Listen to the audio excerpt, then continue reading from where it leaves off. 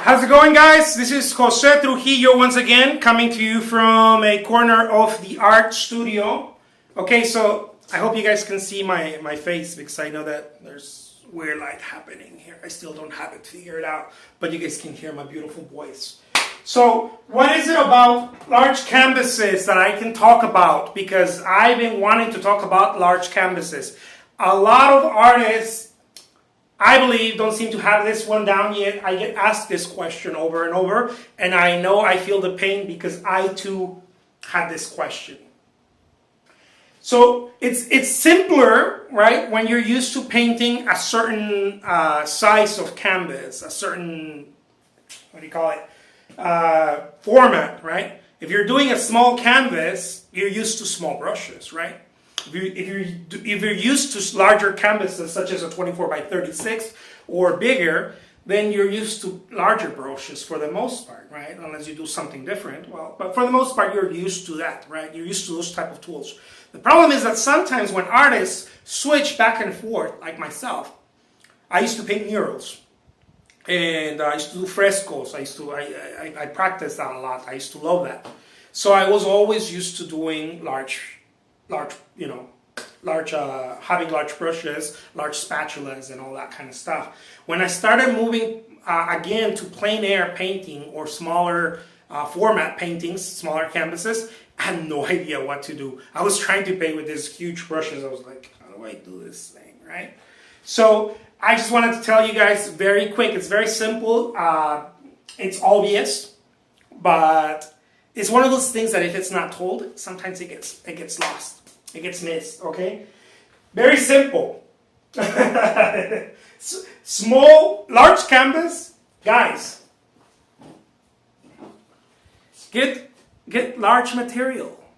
Get large tools. A large canvas, a large spatula, a large brush. Large brushes, okay? For large canvases. I know, don't get upset with me. I miss this stuff. I know this stuff by heart, but when you're a practitioner, you may miss it. You may miss it. And if nobody reminds you, I'm not trying to teach you something new. I'm here to remind you some stuff, you know. Maybe some of you don't know it, but those of you who know it, it's a little reminder. Also, small works, guys, simple. Small tools.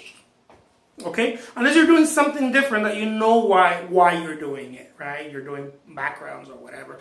Well, that's something different. But when you're, well, let's say, in a general, as a general rule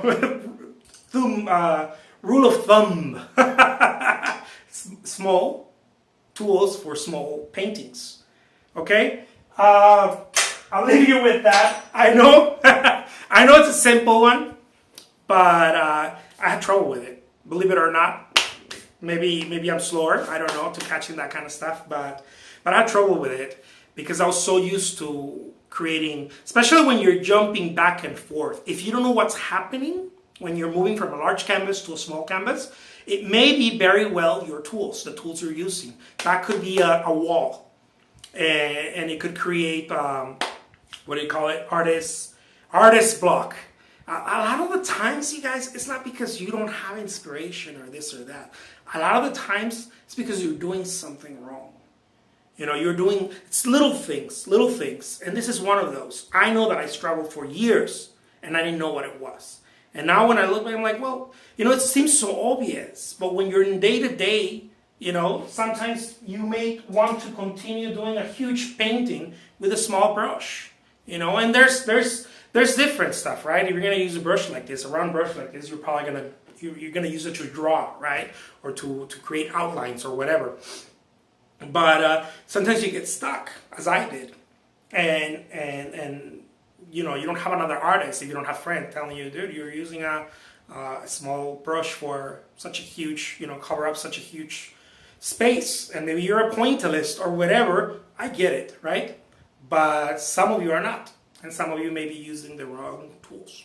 Meaning, you guys get it. Anyways, I'll leave you with that. The name is Jose Trujillo. Till next time. Bye-bye.